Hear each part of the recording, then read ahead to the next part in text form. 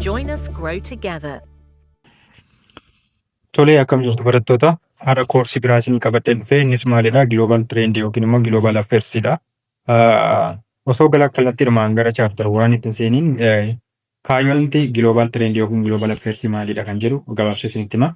Global Affairsiin akkaataa biyyoonni tokko interrelationii biyyoonni tokko biyyoota biraa waliin qaban addunyaan kun biyyoonni addunyaa kana irratti walitti dhufanii dhimma kooman ta'e irratti marii isaan gaggeessan haalatti walitti dhufeenya isaanii guutumaan guutuutti kan qoratudha jechuudha. Akkasumas immoo global trend yoo xiqqoo hiika tokko ol ta'an illee xiqqoo garaagarummaa xiqqoo ni qabu. Global trend immoo guutumaan guutuutti kan irratti fokus godhu maalidha? Akkaataa addunyaan kun ittiin jijjiiramaa jirtu. Trendii ishiin agarsiisaa jirtu jechuudha. Guutumaan guutuutti waa'ee globalization jechuudha. Addunyaan kun karamitti deemaa jirti? Eessarraa kaatee eessa deemaa jirti kan jedhu kan ilaaludha jechuudha. Koorsiin kun kan irratti kan inni xiyyeeffatudha jechuudha. So, chapter 1, understanding international relation. International relation, as it is presented in the flow of daily news, concern a large number of disparate events. Leaders are meeting, negotiations are concluded, war are started, acts of terror committed, and so on. So, guyyaa guyyaatti jechuudha. Taateewwan garaagaraa ni dhaga'amu. Isaanis maalidha? Mariiwwan garaagaraa ni gaggeeffamu. Murteen garaagaraa ni kennamu. Akkasumas lolli akka dhaabbatu illee akka yookiin immoo barbaachisa bakka ta'etti akka inni jalqabu kan waraana walirratti labsu jechuudha. Akka inni ta'u isaan mariin kun haalonni akkasii wal gaggeeffaman kun maal jedhamu jechuudha. International relation jechuudha. Biyyoonni garaagaraa bakka tokkotti wal ga'anii marii tokko ni mari'atu taanaan maalidha?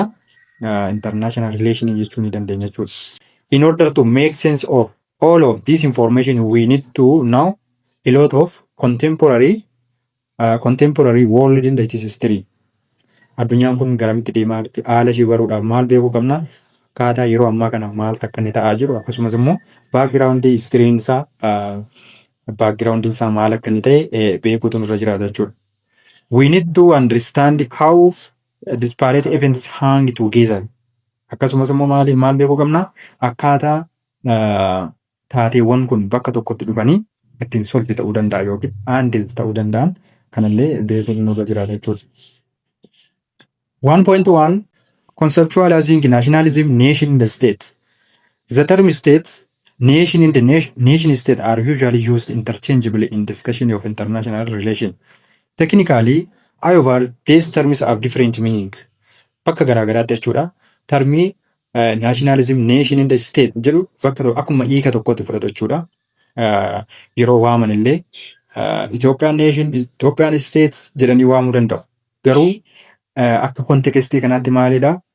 Garaagarummaa ni qabaata jechuudha. Tokko tokkoon garaagarummaa isaanii haa ilaallu. Nation jedhu maalidha? Nation is a large group of people who are bound together because of their language, culture, and history, and etc. So, nation maalidha? Hawaasni tokko afaan wal fakkaataa, aadaa wal fakkaataa, akkasumas immoo language, religious, race, sanyummaa wal fakkaataa tokko qaba taanaan maalidha jechuudha?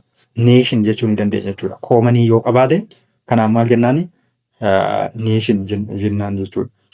So, money state in the nation do not coincide. Akkamidha? Money state in the nation do not coincide.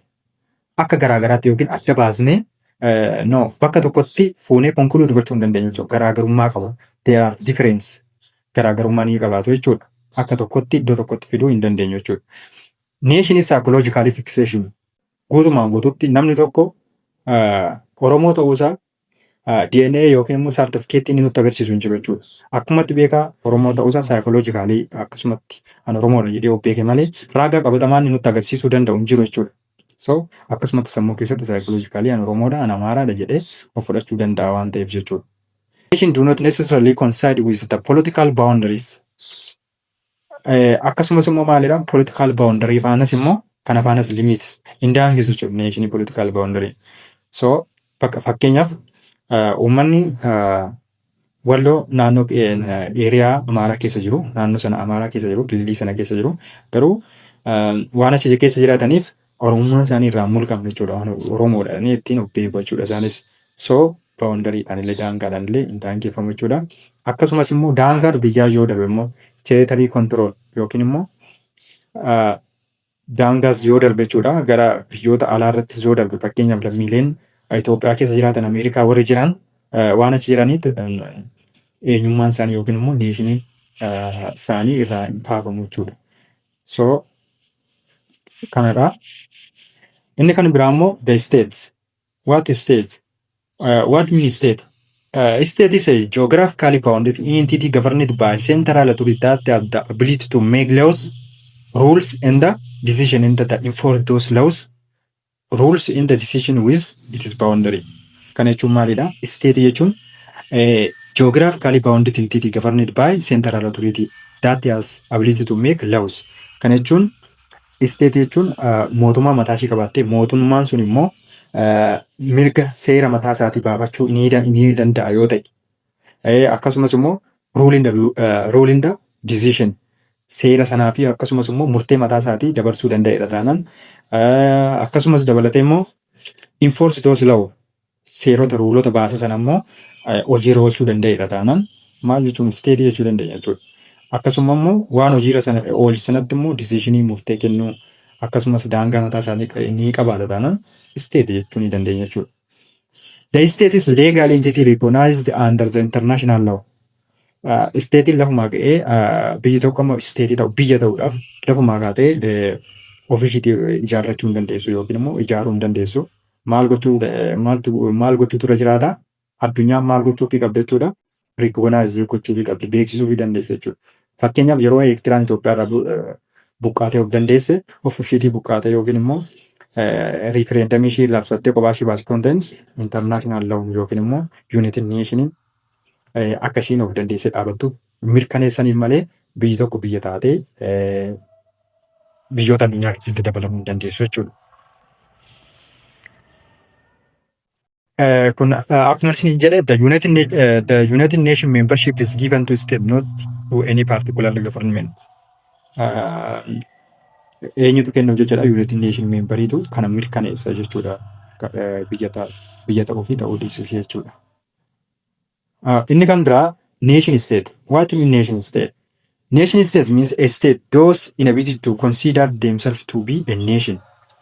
It is a geographically bounded legal entity under a single government population of which it psychologically considered itself to be in the same way, shape or form of related. Kana jechuun immoo maalidha? Biyyi tokko nation state jedhamuudhaaf biyya mootummaa mataa ishee qabu taate biyya sana keessatti afaan tokko aadaa tokko eenyummaa tokko biyya sana keessatti ni gaggeeffama taanaan nation state jechuu ni dandeenya jechuudha. Fakkeenyaaf Itoophiyaa keessatti afaan garaagaraatu jira, aadaa garaagaraatu jira, amantiilee garaagaraatu keessatti gaggeeffamaa jira. So Itoophiyaan maal jechuu ni dandeenya jechuudha. Nation state jechuu ni dandeenya. Garuu state jennaan. Garuu nation state kan jedhamu bakka tokkotti mootummaa tokko jalatti uummanni afaan wal fakkaataa, aadaa wal fakkaataa, eenyummaa wal fakkaataa qaban iddoo tokkotti ramadamanii bakka tokko biyya tokko keessatti bulaa jiru taanaan nation state jechuu ni dandeenya jechuudha. So kun isinii galeera yaada. Modern states are commonly called nation state even though they are not. Especially biyyoonni gara western biyyoonni guddatan maal jedhanii waamu nuti nation state dha yoollee maal ta'uu baatan ta'ullee yoo baatan jechuudha. Especially biyyoonni nation state ta'an Jarman fudhachuu danda'an no Jarman osoo hin taane biyyoota nation state ta'an Japan fudhachuu dandeenya jechuudha. Haala kanaan qabatamaadhumatti aadaa tokko amantii tokko warri qabatanii biyya tokko keessa mootummaa tokkoon bulaa jiran Japaanidha jechuudha. Warri kaanillee nuti nation state dha garuu immoo miti garuu aadaa garaagaraatu keessa jira waan ta'eef. So, for example, in boundary almost Africa state colonial made. Africa keessatti baay'ee isaanii kan keessumaa Itoophiyaadhaan alatti biyyoonni baay'een akkamitti walitti dhufanii Somaaliyaadhaan akkasumas immoo Jibuutii, Keeniyaa biyyoota eestarniirra jiran sana Biriitis yeroo koloniidhaan dhuftee walitti qabde sana sanyummaa isaanii tokko hin taane geographically akka isaan walitti dabalaman waan gooteef isaanis akkamitti ilaalamu jechuudha yeroo sana akka neeshin isteetii jechuudha. Walitti makamanii afaan garaagaraa iddoo tokkotti jiyoogiraafikaaliidhaan waan walitti hidhaniif neeshin isteetii jedhamu turanii jechuudha.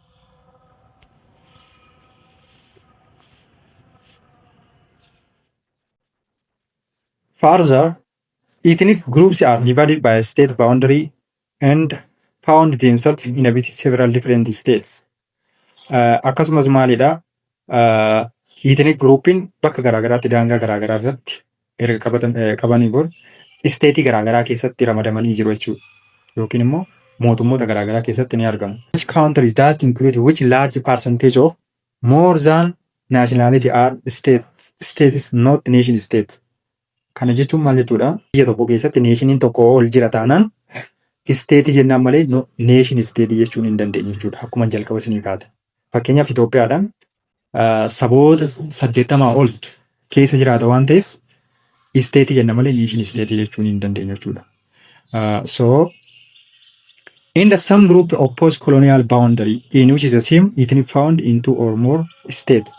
Kana jechuun immoo biyyoonni tokko tokko keessumaa warri koloniyaalii warri amma fakkeenya fudhanne warri Somaaliyaan, Jibuutiin biyyoonni walitti makaman sun maal barbaadu jechuudha yeroo tokko eenyummaa isaanii ofii isaaniitiin walitti dhufuu barbaadu jechuudha.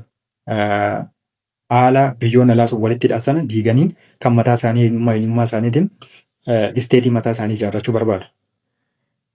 Most African states are multi-ethnic states.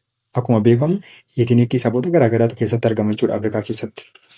However, there are a group which oppose the colonial made boundary as called irrendistinct. Kuni maalidha? Warreen groupiin colonial made kana oppose godhan yookiin warri falman kun maal jedhamu? Irrendistinct jedhamu jechuudha. Irrendistinct is a person advocating the restoration to his or her country of any territory formally belonging to him or her.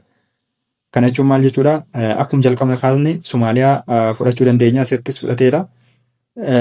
Akkaataa biyyoonni warri kolonii isaanii godhatan sun kolonii isaan taasisan biyyoota garaagaraa faana walitti makan isaan ofii isaaniiti kana fincila kaasanii eenyummaa isaanii neeshinii mataa isaanii danda'e yookiin immoo isteetii mataa isaanii uummachuudhaaf falmii isaan taasisan yookiin immoo riiferendarii isaan barbaadan sun irrendistii jedhama jechuudha. Inni kan biraa nationalism versus internationalism. What is their difference? Let us see one by one. Both nationalism and internationalism have been central factor in shaping our world order. Jarree lachuu jechuudha nationalism fi internationalism gahee guddaa qaba jechuudha addunyaa kana shape gochuu keessatti. Both nationalism and internationalism are significant force in world affairs. Gabaabumatti jechuudha jarreen kana hiika seeraan garaagarummaa isaanii hubachuun yookiin immoo hiika isaanii hubachuun maalidha addunyaa kanallee akka hubachuu akka dandeenyu kan nu gargaaru jechuudha. Nationalism is the ideology which claims loyalty from the individual for the concept of nation in the state that represents. Kana jechuun maalidha? Nationalism maalidha? Yaada maali jechuudha? Biyya ofiitii biyyoota biraarra caalchisuun biyya ofii jaallachuu jechuudha.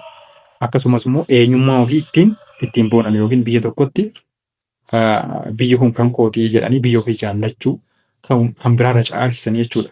Maal jedhanii nationalism jedhaman jechuudha. Such nationalism brings together the concept of state, nation and nation state. Nationalism maal fiduu danda'a jechuudha? Concept of state, nation and nation state. Concept kanaallee nation fi nation state akka inni kireetu godhu yookiin immoo akka inni buildi godhu gargaara jechuudha. Nationalism is both. Nationalism karaa meeqaan ilaaluu dandeenya? Karaa lamaan ilaaluu dandeenya jechuudha. Inni tokkoffaa offensive or centripetal. Inni kan biraa immoo divisive centrifugal force jechuu ni dandeenya jechuudha. Cohesive maalidha? Offensive or centripetal maalidha? Nationalism biyya tokko keessatti jiraannaan maal gochuu danda'a jechuudha. Tokkummaadhaan biyyi sun wal jaalate biyya isaa enforce akka gochuu danda'u, biyya isaa guddisuu akka inni jaalachuu akka danda'u, guddina illee akka inni fiduu danda'u wal qabatee gochuu danda'a jechuudha karaa tokko. Maal gochuu danda'a? Biyyi sun akka guddattu akka ishiin jaalala biyyaatiin tokkummaa biyya sanaa fiduu danda'a naashinaalizimiin. Karaa biraa immoo faallaa kanaa divisive or centrifugal force. Kana jechuun immoo jibbinsallee jidduu isaaniitti biyya sana keessatti jibbinsallee fiduu ni danda'a jechuudha naashinaalizimiin sun jechuudha. Fakkeenyaaf konfiliiktiin jiraachuu danda'a. Siivil waariin biyya sana keessa jiraachuu danda'a. Fakkeenya cimaa kan taatu biyya kana keenya keessatti Itoophiyaa fudhachuu ni dandeenya jechuudha. Bakka tokko tokkotti yeroo adabaa yoo fudhanne biyyoonni hundumtuu osoo maaliin sabummaadhaan maaliin osoo waliin qoodin adabaa irratti akka isaan onnee guutuudhaan akka injifatan godheera. Kun maalidha? Naashinaalizimii yookiin jaalala biyyaa isaan qaban irraa kan ka'e. Akkasumas immoo yeroo ammaa kana yoo fudhanne kutaadhaan wal qooduudhaan siyaasaan amantiidhaan adooloojiidhaan bakka garaagaraatti wal qoodee maal immoo gochuudha jira jechuudha. Lollee siivil waariin akka naannoo keessatti akka hin argamu godhe jechuudha. Kun maalidha? Naashinaalizimii karaa kana ilaaluun illee biyya akka tokkoomtu akkasumas immoo jibbinsi illee jidduu ishiitti akka babal'atu gochuu danda'a jechuudha. So kallattiidhaan internationalismiitti darbine. Internationalism is closely related to independence, globalism and transnationalism. Kun immoo maalidha? Internationalism maalidha jechuudha? Guutumaan guutuutti maal faana? Biyyi tokkoof dandeessa akka ishiin dhaabbanne akka ishiin walirratti hirkatu. Biyyi tokko kophaa ishii dhaabbachuu akka ishiin dandeenye waliin akka ishiin deemuu qabdi. Interdependensii akka ishiin taatu walirratti hirkattee guddachuu akka dandeessu akkasumas immoo giloobalizimii bakka tokkotti viileejii tokkotti walitti dhuftee kallattii garaagaraatiin kan ishiin waliin dhaabbachuu dandeessu kan walitti hidhuudha jechuudha. Nationalismiin jaalala biyya proud of the country nation and the self-centered yoo ta'u internationalismii garuu akka waliigalaatti jechuudha. Akka waliigalaatti kan qabudha jechuudha. Maalirra darbeetu transnationalism dhimma nationalismii bira darbuudha jechuudha internationalismiin. So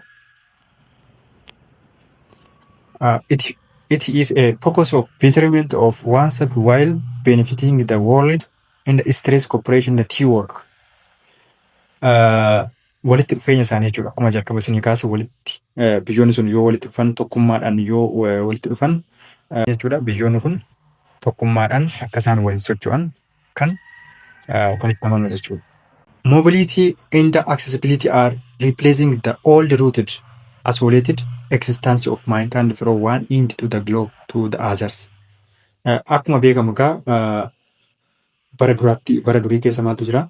Namni haala salphaadhaan walitti ga'ee walitti siqee communicationii easily waliin argatu jechuudha.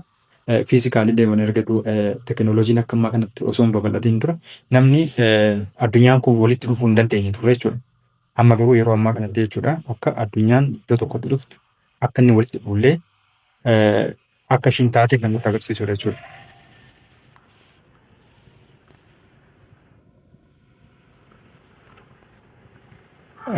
We are drawn together by the interconnectedness, the advancement and the improvement in transport, communication and information.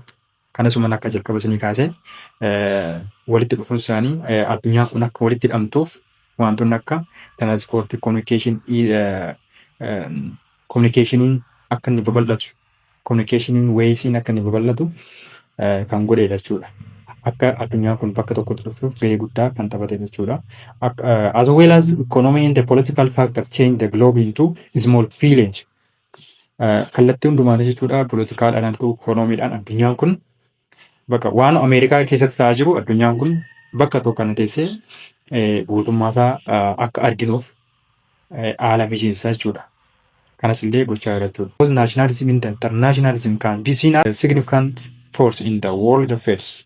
Lachanuu gahee guddaa taphatu jechuudha. Jalqaba nationalismii jira achiin gara internationalismiitti darba jechuudha. Namni ofirraa ka'a achiin immoo gara kan biraatti darba waan ta'eef lachanuu gahee guddaa taphatu waan ta'eef. Inni itti aanu maalidha? Understanding international relation. We now live in a world where it's impossible to isolate our experience in the transaction from international dimension. Biyyi kamillee namni kamillee jechuudha international relation yookiin biyyoota kontaaktii biyyoota biraarraa adda dhaabuu hin dandeessu jechuudha. Survive dhumaaf jechuudha. Fakkeenyaaf fakkeenya gabaabaa yoo isin fudhadhee silkiin nuti qabannu kun tarii eessatti hojjetamuu danda'a? Chaayinaa keessatti hojjetamuu danda'a. silkii tokko Chaayinaa keessatti yoo hojjetame sooftiweerii isaa immoo sooftiweerii silkii kanaa tarii Ameerikaa keessatti hojjetamuu danda'a. Biyyoonni kun rileeshinii amma kanaa qabda jechuudha. Fakkeenyaaf makiinaan tokko yeroo hojjetamu motorri isaa immoo bakka biraatti hojjetamuu danda'a, biyya biraatti hojjechuu danda'a jechuudha. Isatu walitti dhufee biyyoonni kun rileetii kana walirraa fudhattee waan tokko hojjette malee guutumaan guututti dandeessee hunda isaanii hojjettu jechuudha. Kana wal gargaaraadha. Nutis immoo wanta hojjetame kana irraa fudhannee ittiin jireenya keenya idilee jiraachaa irra waan ta'eef irraa asoolee taanee jiraachuun hin danda'amu jechuudha hin cimu. International relation is the study of foreign affairs. The study of foreign affairs in the relation among sovereign states with the international system, including the role of states. Biyyi jiraachuu dandeessi. Akkaataa international relation walitti dhufan warreen main actoroonni warri ta'an warra kamidha jechuudha. State ta'uu danda'a. Intergovernmental organization ta'uu danda'a. Non-governmental organization yookiin immoo NGO ta'uu danda'a. Akkasumas immoo multinational corporation ta'uu danda'a. Today, international relation could be used to describe a range of interaction between people, group, film, association, parties, nations, or states, or between this and the non-governmental international organization. Akkuma asirratti kaasne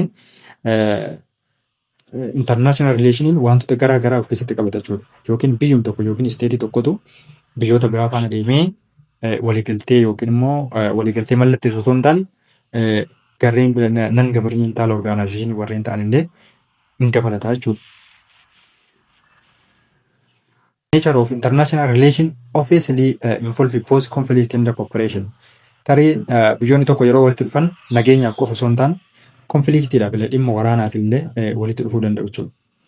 Usually peace and conflict are intermingled in the all of human affairs including the international context. Maal jechuudha nageenyi fi lolli jechuudha yeroo kamillee adda walirraa hin ba'an jechuudha. Fakkeenyaaf biyyi tokko karaa diinagdee walitti hidhamiinsa otoo qabdu waan otoo walirraa fayyadamaa jirtu karaa ikoonomikaalii walirraa osoo fayyadamaa jirtu raw maatiirraa danda'a piroodaaktii garaagaraa osoo walirraa fayyadamaa jirtu tarii disagriimentii wayiimmoo walirraa qabaachuu danda'u. Karaa poolitiksii karaa adooloojii garaagaraa konfliktiin yookiin immoo disagriimentiin jidduu isaanii jiraachuu danda'a. Garuu immoo jiraachuudhaaf jecha akka waliin galle walii galanii maal ta'u jechuudha waan koomanii walirratti waan koomanii irratti walii galanii jireenya itti fufuu jechuudha. This relation can be political, economic, culture, technology, and other interaction by governmental and non-governmental actors. Walitti dhufeechi isaanis kun karaa ikoonomii ta'uu danda'a, akkuma beekamutti karaa teekinooloojii ta'uu danda'a, kallattii garaagaraatiin ta'uu danda'a jechuudha. Particular area of study with the field of international relation include diplomacy, diplomatic history, international law, international organization, international finance, and the economics, and the communication among others. Amma kun egaa particularly fiildii yookiin immoo fiildii qophaa qofaasti qabachuudha. Dhimma faayinaansii irratti, dhimma ikoonomii irratti, dhimma waraanaa irratti dippiloomaasii qofa qofaatti qabachuudha. Inni kun fiildii yookiin specific ta'ee garaagaraatu jira jechuudha. It can be both theoretical subject and practical or policy subject. In the academic approach to it can be either empirical or normative or both. Warri research gaggeessan jechuudha international relation irratti warri research gaggeessan approach lama fayyadamu jechuudha. Inni tokkoffaan maalidha? Empirical approach yookiin immoo normative approach yookiin immoo lamaanuu fayyadamuu danda'u. Empirical approach maalidha? Waan faaktii ta'e jechuudha. Fact study yookiin immoo real fact qorannoo isaaniitiin gaggeessanii fact wanti isaan argatan empirical approach jedhama. Normative approach immoo maalidha? Wanti sun dhugaa ta'ullee akka duudhaa isaa yookiin immoo normii bifa ta'een bifa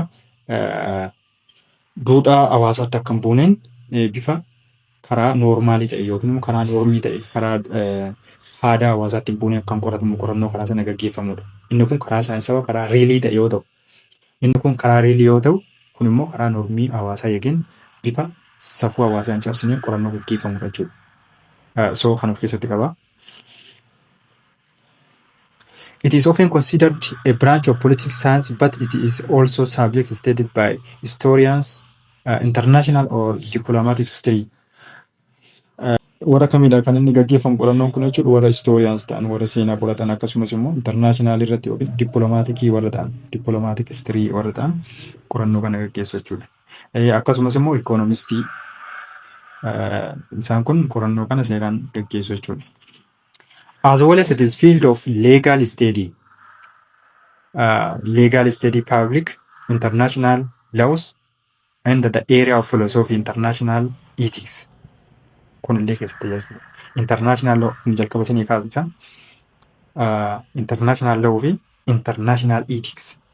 Ethics akka waliigalaatti akka eegullee kan of keessatti qabatu jechuudha. Yaadan dura jalqaba sanii kaase kan of keessatti qabatudha kun generalize godhe jechuudha. Aspects of international relation in the particular war and the diplomacy have been scrutinized and remarked upon at least since the time of ancient Greek historians to studying, but international relation only becomes a proper academic discipline early 20th century. Yeroo jalqaba irratti jechuudha international relation dhimma waarii fi dippiloomaasii dhimma lolaa irratti kadhatan isaan xiyyeeffachaa turani. Qorannoo qorataa seenaa Giriiktiin booda maaltu ta'e jechuudha. International relationiin gara maaliitti akka dhufu ta'e jechuudha. Gara disipiliinii yookiin immoo gara barnoota idileetti akka inni makamu taasifame jechuudha qorannoo isaatiin booda. Earlier approach of international relation gave prominent attention to political relationships such as war, alliance, diplomacy, and trade relationship between among the nation. Gara jalqabaatti kaayyoon nuti hundaa'eefu maalidha jechuudha. Political relationship dhimma siyaasa irratti yaada isaanii wal fiduu keessumattuu lola irratti walitti hidhaminsa isaan qaban dippiloomaasii trade relationship kana qabachuudha. Contemporary international relation deals with manifested interrelation among governmental and non-governmental actors on diverse range of issues from globalization and this aspect of sustainability, nuclear proliferation, nationalism, economic development, terrorism, organized crime, the human security, globalization in the population and the development. Yeroo ammaa kana ammoo jechuudha in this contemporary maal ta'e jechuudha kallattii garaagaraa ta'e jechuudha manifested walitti hidhaminsa isaanii kallattii garaagaraa ture jechuudha. Yeroo sana maal bichaa ture isteetii yookiin gavarmentii bichaa kan isaan wal gaanu amma garuu maal dabalatee nan gavarmentii illee dabalatee aaktaroota garaagaraa warra aaktaroota garaagaraa dabalatee maalidha addunyaan kun akkasii walitti hidhamtu hidhaminsa guddaa akkasiin qabaatu taasisanii ta'ee ture jechuudha. Dhimma naashinaalizimii ikoonoomikii irratti kallattii garaagaraatiin hidhaminsa guddaan akka uumamu ta'ee jechuudha yeroo ammaa kana yeroo amma keessa jiru jechuudha. Even the term actors contemporary international relation is also characterized by dramatic multiplicity of actors such as multinational corporation, international organization, international civil society movement and others.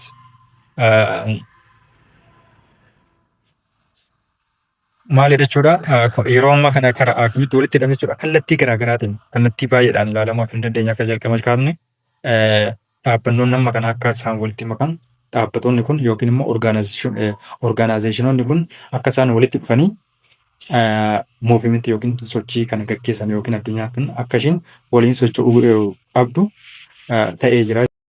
Tolee barattoota barnoota keenya asuma irratti yoo dhaabne gaadha kana caalatee yoo dheerate immoo nuffisiisaa ta'a waan ta'eef asirratti dhaabne kutaa itti aanuun isinii qabadhee dhufa jechuudha. So wanti isin irraa eegamu chaanaalii kana sabiskiraayib godhaa yaada keessan illee waan fooyya'uu qaba jettan yoo jiraate kana fooyyessinaan jechuudhaan koomentii naa barreessaa. Hiriyoota keessaniif immoo akka sheer gootan jedha. Keessumattuu barattoonni viidiyoo kana buufattanii garuu immoo sabiskiraayib hin goone dhugaa baay'ee dabbara. Kanaaf sabiskiraayib godhaa. hiriyoota keessaniif sheer godhaa isiniin jedha. Galatooma.